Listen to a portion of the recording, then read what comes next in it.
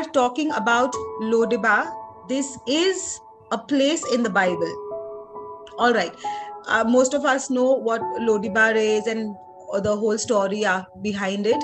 But let me, in short, tell you the meaning of Lodibar. Now, Lodibar means Dibar, okay? Remove, just separate the L-O, all right? Now, the word Dibar, that is D-E-B-A-R, means word or thing. Okay, the word Dibar means word or thing. All right, but when you add the prefix L-O before it, it becomes nothing. No word, nothing. Are you understanding? Yes. Okay. Yes. So Lodibar means, the meaning of Lodibar is no word, nothing. It's a place of nothingness. All right. Lodibar is a place of nothingness. Okay. So, what is God talking to us in this season? He's saying that many of us get stuck in Lodibar. All right. Okay. There is a season where you had to move through. You had to move through the desert. You had to move through the Red Sea. You had to move through the Jordan.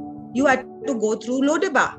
But there are some people who've made their house in Lodibar.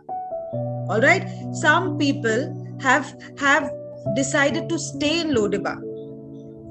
Now, if you decide to stay in Lodibar, God cannot help you. Write this down. If you decide to stay in Lodibar, God cannot help you, because God does not go to Lodibar. God will go there to bring you out. But if you don't come out with God, you will always have to live in that place of nothingness. All right. Now, how does the enemy cheat us? How does the enemy he tries to fool us by saying that we are in Lodibar. All right. Because when you see like even the current situation that is going on, okay, in this situation, he will convince you that nothing is happening. He will convince you that it's not a good situation.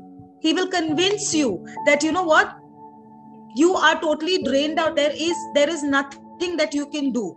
He will convince you to become weak. He will convince you to give up, saying that you are in a land of nothingness. Nothing is happening. That's what he tries to do. But beloveds, today I have a news for you, because I'm telling you, the other day I was just sitting and just speaking in tongues, and God just said, come out of Lodibar.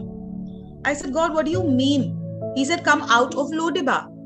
I said, God, how am I in Lodibar? And God says, yes, might be physically you feel not. I'm not talking about the physical aspect of it, but your mind is in Lodibar. And then I started meditating and asking the Lord, how, God, how? God, because at that time, constantly my mind was on the reports of the doctor, constantly on what is happening to my husband in the hospital, what is happening to my uncle, what is happening to my brother in the hospital, what is now mom is out, now they are there. My mind was constantly in Lodibar. So God said, if you trust me enough, you will never stay in Lodibar. Because Lodibar is a place of nothingness. Lodibar is a place where you will lose everything but never gain anything. Beloveds, right now, this season that we are in, it is very dangerous for you to be in Lodibar. No, you got to rise up, arise and shine. That's the word that came to us this year, in the beginning of this year. God said, arise and shine, for your glory has come. Arise and shine, for your glory has come. Kings are coming, nations are coming to you. Why? Kings and nations do not go to Lodibar. Kings and nations will only come looking at your rising. They will come when you're rising, not when you're down sitting. Nobody comes in your down sitting. Who was Mephibosheth? Was alone in Lodibar. Nobody came to him. Nobody comes to people who are already who have already given up. kings will not come to you when you've given up. Beloveds, right now, whatever the situation is, whether it be the lockdown or whatever the situation is, I don't know how miserable or how mild or whatever it is with, the situation all around us, but remember one thing, I have to be out of Lodebar. I have to pull myself out of Lodebar. That means my mind should not be pondering there. Like I'm telling you, the situations in the hospital is disgusting. It is so sad. It is bad. It will break you down. It will make you cry when you see, like I saw before me, there was one of this young boy who wanted to get his mother admitted or something, and he got a letter from the MLA. He was begging the hospital people, and they just had to refuse him because they had no bed. The situation is bad, but what are you going to do? Stay in the same situation and think about it? No, it's our responsibility. Listen, why does God say that you got to arise and shine? Because if you arise, the rest of the people will follow. You have to be the one to bring them all out of Lodebar. But if you don't arise, if you don't pick yourself out of Lodebar, and if you keep thinking, oh my God, so bad, leave alone. Nothing is going to happen for you, and nothing, all those people who are attached to you, nothing is going to work with them as well. So beloveds, today I want to just tell you one thing. Don't let your mind be in Lodebar. There is absolutely nothing in Lodebar. Lodebar is not a place for you. Okay, fine, things have happened. It happened. Immediately close the case and give thanks and glory to God. Just begin to praise God, give him glory, just dance to him, worship him, and don't you start thinking about what is happening, because what is happening is a lie. Can you just close your eyes and speak with me to yourself? Whatever I see right now, the situation that I see right now is a lie of the enemy. Whatever situation I see right now is a lie of the enemy. Amen. Our people who are in the hospital, that's a lie of the enemy. But right now we believe that God is planning. God is planning their destiny. God is preparing their future. Right now, we can't meet as a church. God is planning something. He's at work. He's doing something. But I'll tell you one thing. You will be able to see God's plans, his mighty work, his marvelous doings only when you come out of Lodebar. When you are in Lodebar, do you know what happens? There is, you are blind. In Lodebar, you are blind because there is no light in Lodebar. And that's the place where you will feel you will never be able to see what God is trying to do through this all. Jesus, okay, when he said, God, take away this cup from me, because it was painful. Yes, we are human, it's painful. God, take it away from me. But the next minute he said, nevertheless, let your will be done. Whatever happens to you, it might be painful. You might say, God, take it away from me. But nevertheless, let your will be done. Nevertheless, let your will be done. Do it, Lord, let your will be done. Because, beloveds, when you come out of Lodebar, you will understand that what God is doing is not a small thing. It's not a small thing. He has done it before. And I'm telling you, he's never failed us. He has done great and mighty things for us. But this time on, do you remember God promised us something very, very great this year? Something very, very great. I think just a few months back, we were standing upon certain things, and God also promised us, and he's a promise keeper, right? Do you believe he's a promise keeper? Yes. Amen. Yes. Okay, so let me remind you of the promise. He said that all ancient gates and everlasting doors that were not ready to open have already opened up. They have already opened up. Listen, beloved, this is the price you had to pay to enter the next door. To enter the next door. There is a price. What did we say last week? We were discussing about the door. What is the connection? Just remind me, what's the connection? The relationship. I told you there are two things that have a relationship. What are those?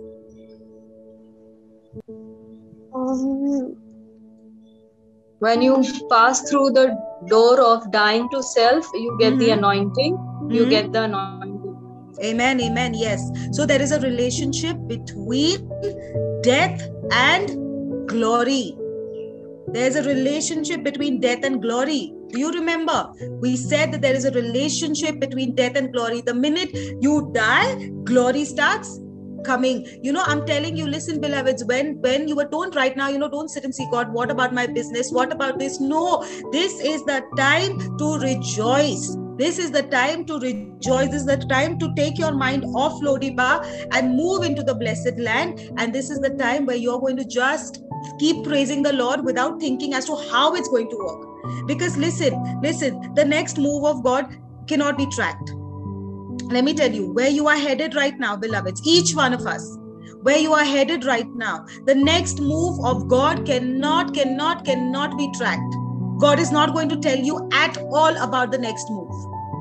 Because the next move is so severe, the next move is so massive, the next move is so glorious that God is telling you right now, I want you to just sit and die to self. I want you to die to self. Whether you're in the hospital, in the house, wherever you are, right now, you are not going to sit and think, what's going to happen of my business? What's going to happen of my finances? God says, I have sorted it all out. I have it. I have it for you. But this time when it comes, it's not going to come like the regular. It's going to be way too different. Things which you have not seen, which you have not perceived in your heart. That is what God is bringing before you. Glory which you have never imagined is going to come. That's why this is the time not to plan your business, not to plan things, but just to die to self. Just to die to self and say, God, it's okay. I'm with you. I'm with you. I'm moving. I'm going to go. This door that has opened now, beloveds, is not a joke. It's really not a joke. Okay, moving forward. Now, unless your mind doesn't exit Lodibar, you won't come out. Are you with me? Unless your mind does not exit Lodibar, your life, your body will not follow. We've already done this, that your mind first has to go into the blessed land. Lodibar, right now, the place of nothingness, your mind first needs to move out of Lodibar. Okay, now why? All right, you're saying that we need to come out of Lodibar and head where? Head where? Where do we go? The table, listen to me now. The table is not in Lodibar. The table that is prepared for you is not in Lodibar. The table is somewhere else. Okay, let's I don't want you to go there. I'm going to just tell you in short. Now in 2 Samuel 9, when you get the time, please read the whole chapter. Okay, now this talks about David, who was searching for Jonathan's son Mephibosheth. Okay, David was a king by now. He was a mighty king. And he really respected Saul. And he said he was searching for someone in Saul's house to do good. And he asked the servant that, is there anybody in Saul's family who I can go and reach out and do good to? Because I really respect him and I want to do something good.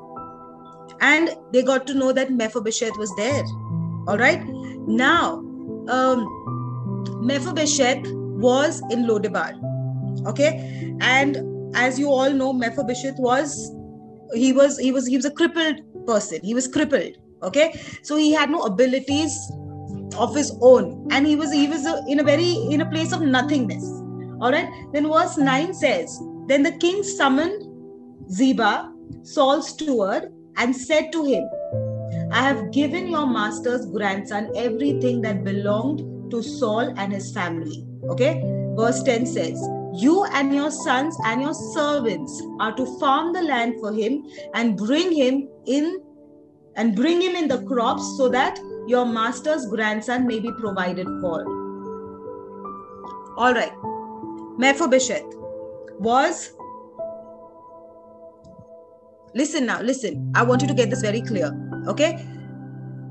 When David found out that Mephibosheth is alive and he's there, he's in Lodibar. Okay. What did he say? He said, immediately bring him out. Bring him to me. Bring him to me.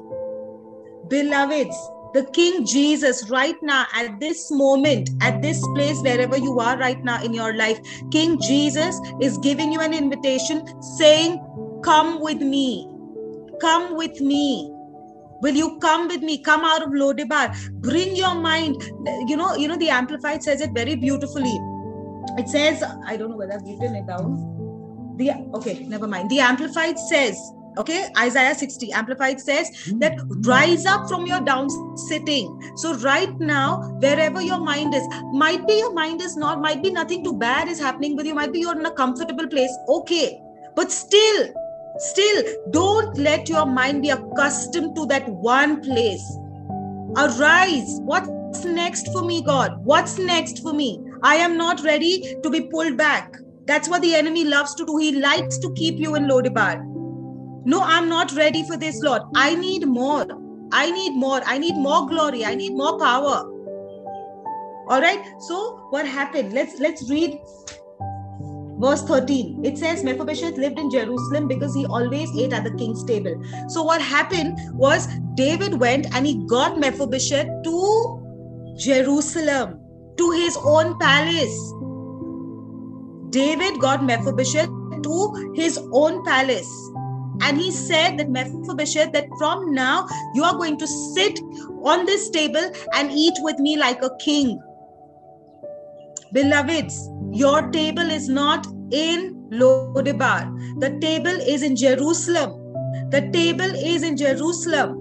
The table of the Lord that he has prepared is in Jerusalem. That means if your mind is yet in Lodebar saying, oh my God, what's going to happen for me? This one pray for me, that one pray for me, and this and that, and I'm going to fast. And no, stop all that. Stop all that. That's not the time. This is not the time to do all this. This is the time to rise up, to take your mind off Lodebar, put it in the next place. God, what is it? Now in this season, I am ready to sow for my multi-million business. What are you talking about? What are you talking about? What are you talking about? Your family is in the hospital. This thing is not... you're not well, and this and that, and all those things happening around you. And you're talking about your future sowing. You're talking about that, God, you know what? Right now, I'm going to get into prayer and I'm going to pray in tongues and I'm going to praise you and thank you to open a door for me in Turkey so that I can preach in Turkey. Something is severely wrong then. Because why are you talking like that? What is the situation? Yes, the situation is like that. I know, listen. I know what my king wants from me. He does not want me to stay in this place. He does not want me to stay in Lodebar. He does not want me to stay in the same situation. He wants me to prepare for the next, because he is there. When my king is there in Jerusalem, I can't be in Lodebar. Are you with me? When my king is in Jerusalem, when he's calling me to Jerusalem, when he's saying, come, sit on the table and eat with me. Eat with me. Why should I be lying in Lodebar all alone? No, I refuse. In the hospital, I am praying in tongues. I'm walking up and down saying, God, I thank you for opening my next season. I thank you for opening the next nation. I thank you that in the next few months, my God, whether lockdown, no lockdown, I'm getting my visas to travel the world and preach the gospel and set the kingdom right. Amen. That's where I am. I am seated at the table. I am not in Lodebar. The enemy cannot keep me in Lodebar.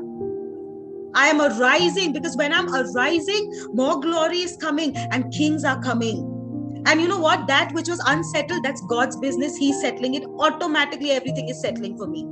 Automatically, everything is settling for me. Beloveds, we need to do it the kingdom way. You need to do it the kingdom way. And do you know, let me give you one more information about Mephibosheth. Do you know Mephibosheth was crippled? Okay, he was crippled. Right now, you might be in a situation where you think you don't have the means to do this, you can't do this, you don't have this, you don't have the provision for the business, you don't have the ability for the business, you don't have the manpower for the business, you don't have certain things, you don't have, right now you don't have enough. There might be a lot of, you right now, you know, there could be a lot of limitations. But the day you come out of Lodebar, and you sit on the king's table, I don't care however crippled Mephibosheth was, but Mephibosheth received the best of everything on the table. Are you with me? Are you with me? Yes. Can I hear an amen? Yes, If yes, this amen. word has actually, Yes. you have understood it. Amen. Amen. Amen. All right. So, beloveds, I don't care what you don't have right now. I don't care however crippled the situation looks like right now. But you are already in Jerusalem on the table of the king. And when you sit on the king's table, is there anything that you will have to struggle or not find? Tell me, speak to me. No struggles. I didn't get you.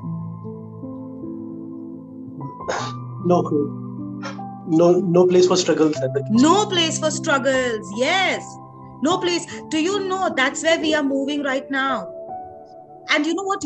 I'm sorry about this. We are not moving there. We are already there. The king is saying that right now the reality is you're already seated on the table with the king, and everything is laid before you. But only if those of you whose minds is in Lodebar, can't do much about it. You got to come out. You have to come out of it. Let your mind be right now. I don't care whether you're in the hospital, but your mind has to be in the future with the king. Okay, moving forward. Now, listen. There is something about obedience. First of all, obedience is not easy. It's not easy. When God asks you to do something, and you really, really have to, you can't say that God let all the winds settle towards me in my favor, and then I will obey. No, that's not called obedience. Obedience has to be done in the midst of the storm. And obedience is very, very powerful. Now watch this. God told Isaac, okay? God said, listen, Isaac, I know I have been there and I have experienced it all. Your father Abraham has experienced it all. This is not the first pandemic. It might be a first pandemic for you, Isaac, but this is not the first pandemic. This is not the first world situation. It's been there before. Your forefathers, your father Abraham has seen it. All right. Now it was again Isaac was in a place where there was famine. But Abraham had also been through a famine. Now, in this place, what does God say? God says that, do you know, Abraham, your father, was very obedient, and he did whatever I asked him to do, and that's why I made him a great man. Isaac, I'm giving you a history about your father.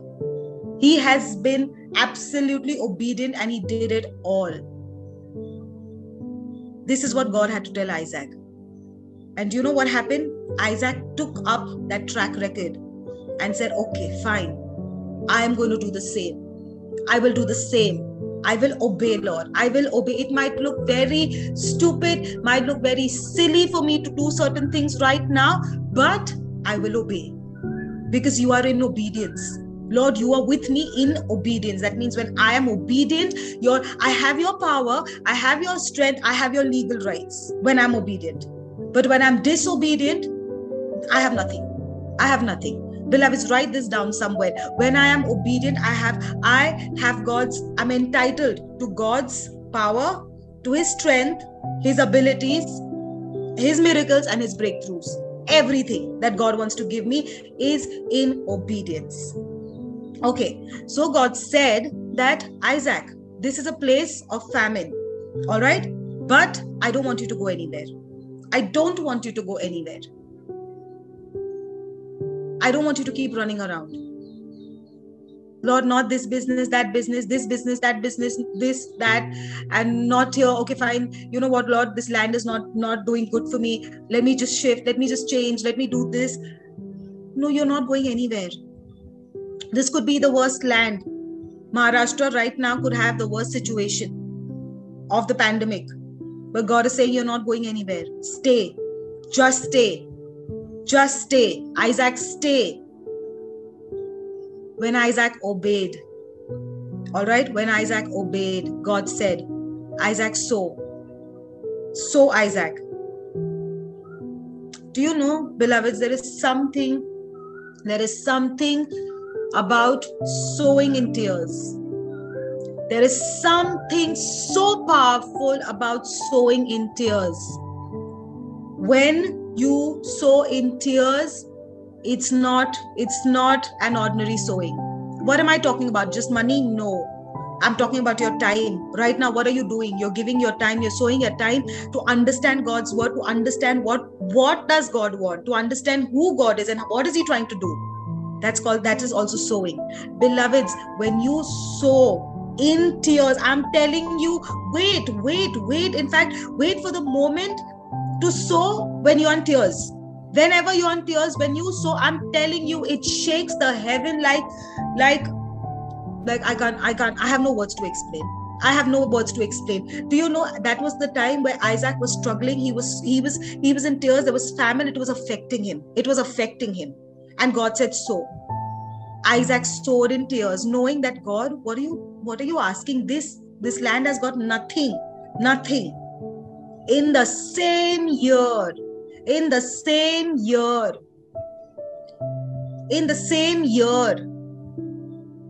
Isaac received benefits that blew his mind. Leave alone his mind, it blew the people's mind in that land. Listen, people were actually shocked, saying that, you know what, we are the citizens of this land. We have been here always. We have sown. Why it didn't work with us? How come it worked with you? Isaac, how come it worked with you? Because first of all, I serve a God who does not need to change the famine. God did not end the famine, but He blessed Isaac. God did not end the famine. The famine was still there, but He blessed Isaac. I don't know about the pandemic. I don't know about this coronavirus. But Lord, through this, I am going to be crowned, because you know what? The meaning of corona means crowning. Beloveds, understand this, that this is the time that God is not putting you down. He is not putting you to shame. Right now, there might be people around you saying that, oh my God, what just happened with them? Leave them alone. Leave them alone, because this is really the time that they are not understanding. They can't see it. They just can't see it. No, they can't see it. But this is the time that God is actually crowning His people. Because in this time, in this situation, in this pandemic, the way things are going to break forth for you, they are going to say, how come it happened? In this situation where people are dying and where people are losing their loved ones, where people are losing their money, you are being crowned. You are being crowned. Yes, because God got the coronavirus not to kill me, but to crown me. Are you with me?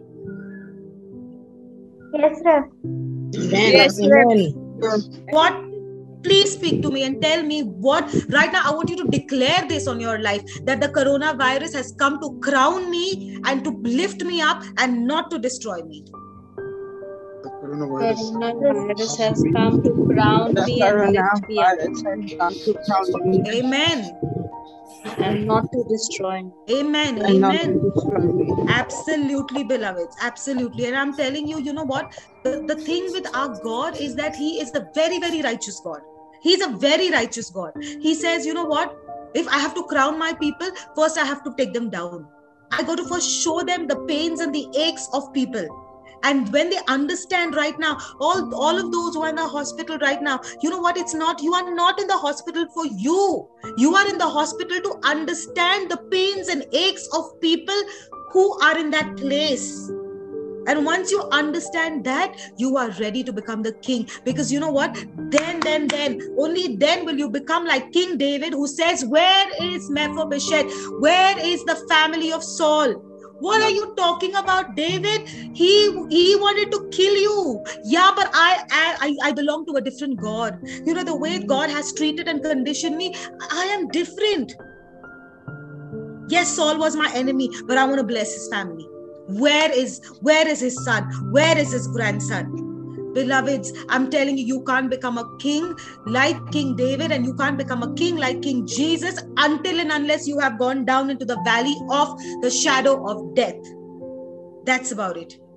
You need to go down into the valley of the shadow of death, where death is so close. You got to see death, because you know what? There is something about this. When you come out, you are no longer scared of death. You are no longer scared of that situation ever again. And because that situation has already lost power over you, because you went down there and you came back up all by your God alone. That's the power of being. Listen. Oof. How can I explain you this now? Listen. Do you know the dry bones? The dry bones become flesh in the valley. The dry bones become a mighty army in the valley. It's in the valley that you are becoming the mighty army. Listen now. It's in the valley. It's in the valley where all your dry bones right now are coming together, becoming flesh, and they are becoming a great army. It's in the valley. It's in the valley. You will need this army on the mountaintop. Listen to me. You will need the strong army on the mountaintop. That's why I'm telling you, don't despise the valley. Right now in the valley, rejoice, because a mighty army is being prepared. This is the mighty army. This is the mighty army. That means when I become that great, I will never have to depend on somebody to come, because my God is my strength. But listen, when you are in the valley, that's the only time you realize that God, not me, no contacts, nothing at all, but you alone. You alone. And I'm telling you, the day you come face to face with a situation that teaches you that it's only God and nobody else, that's the time you become the mighty army. That's the time you become that mighty army. And I'm telling you, none can come against this mighty army. It's not easy for the enemy to come against this mighty army. Do you know the enemy has a weakness? The enemy has a weakness. He gets tired. The enemy gets tired, because the word of God says, resist the enemy and he shall flee. When you resist him, he gets tired and he has to flee, never to come back. Listen. The situation that you're going through right now, it's only for this time. This kind of situation is never coming back, because we are not those people who go around the same mountain, because we are finishing the work. Right now, where you are, make a commitment with God. I'm going to finish this work, Lord. I'm not running away. Because I don't have time to waste to go ahead in my life and come back. No. It's finishing right now. Beloveds, I'm telling you, when you're coming out of this circle, the doors that you are entering are so massive, I have no words to say. All right. Now, Isaac had to take his mind off the land of famine and put his mind on the word of God. That means, okay, God, if you're saying I got to sow. I will sow in tears, but I will sow. That means when he decided to take his mind off Lodebar, off the land of famine, and put it on God's word, do you know what happened? It's God's word that started to act up in his life and show forth the fruits in his life. Beloveds, right now is the time. I don't want you to listen to anybody. No doctors report, nothing at all. Just right now, don't even listen to your business. Whatever is happening in your business or whatever it is, right now, I'm going to listen to the King. I'm going to listen to what God is asking me to do. It could be the most funniest thing, but I am going to give myself and completely in obedience to God and his word right now. Okay, now, listen, I'm just ending now. So what happened after all that, after all those things, okay? They didn't understand. They didn't understand what's happening with Isaac. There are going to be people, beloveds, in this season are not going to understand what's happening with you. It might be they're behaving funny with you because they don't understand what's happening with you. But I'm telling you one thing. This is the season. We spoke about the dry wells. We spoke about digging up those wells, those dry wells, the ancient doors, the everlasting gates. We spoke about them. And what happened? The minute Isaac sowed in tears, I'm telling you, he didn't only just receive receive a harvest, but also all those wells that were shut up for him began to open up. Beloveds, this is a season where everything that was shut up for you is opening up for you. It's opening up for you. This is the season which is not normal. It's not normal. It's not ordinary. I'm telling you, you will come, there will be a time where you will have to say that, you know what? Thank you, Lord. Thank you that you took me through all that you took me through, because the blessing is so much, the glory is so heavy that I couldn't handle it. I couldn't handle it. I had to wear Christ. I have to wear Christ to handle it, Lord. Beloveds, listen. The coming glory, the coming time is not going to be handled by you alone. You need to wear Christ. You need to wear Christ. In this situation, you have to wear Christ.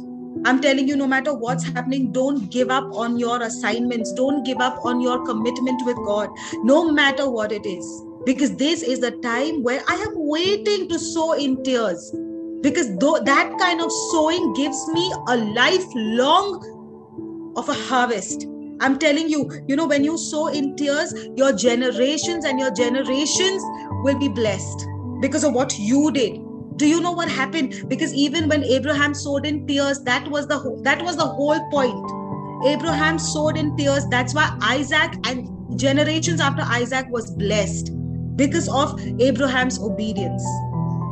Beloveds, this is the time where we need to set our mind, tune it with the kingdom, do a fine tuning, and move out of Lodebar. Move out of Lodebar and just go to where God wants you to be.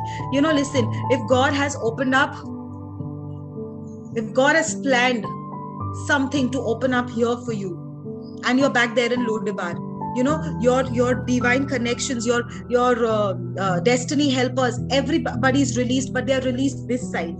They're released this side because this was the direction given to them by God. But if you are yet there in Lodebar, I'm sorry, you're going to be missing all of that. You're going to be missing all of that. So beloveds, rise up, shine, for your glory has come. Listen. This is not just only an encouraging talk, but this is the word of God. Every bit that I have given you today is from the Bible. It's from your own Bible. And the word of God never fails. He says that the flowers may fade, the grass may wither, but the word of God will never fail. Everything else can pass away, but the word of God can never fail. It will bring forth the results it has been sent forth for. But now it's your and my job to take that word and begin to nourish, to magnify, to exalt that word which God has given me. That particular word. Okay? So I just hope you're blessed with this sermon. Amen. And continue thanking the Lord for everything. He is a mighty God. And we are only moving forward. Each day when you wake up, I want you to see a new vision. I want you to see a new vision. I want you to dance around a new dream. That means, God, I thank you that today I'm believing for new things. Okay? Whenever you wake up, because our God is a God, I'm telling you, your expectations will not be cut short. Because He loves when you're expectant. Whenever you wake up in the morning, expect from Him. Don't let anybody say you're a greedy child of God. No, I know my Father gives me. I know my Father has it for me. Be expectant, beloved. Don't let even one day pass by where you say that, you know what, I have no expectation from God. No, never.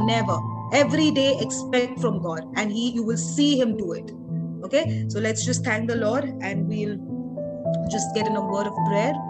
Father, Lord, we just want to thank you. We give you the glory. We give you the praise. Thank you for the transformation of our minds, my God. Thank you for everything. Thank you, my God, for we are seated at the table of the Lord, my God. I thank you for you have created this table for us in the midst of our enemies, Lord. I thank you that we are powerful. We are strong because it's no longer us, but it's you, Lord. It's you, Lord. Move, my God. Move in different areas of our lives, my God. And Lord, do what you want. I thank you for each Zionite, my God. Lord, by the time we enter the next gate, my God, our lives are not going to be the same. It's going to be so different. It's going to be so drastic that people are going to be shocked, and they're going to be asking, who is this God that you serve? Father, all those who are watching us today, my God, I thank you, my God, for this word was not an accident. And Lord, their watching is not an accident. I thank you for you who have enrobed them timely, my God, into this miracle, Father. I thank you for a miracle for each one. I thank you for our next week. It's not going to be like this. It's going to be more greater, and we rejoice for it all. Thank you, Father. We give you the glory. We give you the praise in Jesus' name. Amen. Amen. Praise God. And beloveds, I want to thank each and every one of you all who are watching us on YouTube and Facebook. And I request everyone to like, share and subscribe and ring the bell. And do share this video with your family members, your friends and everyone who want to be blessed. Stay blessed and enjoy the videos.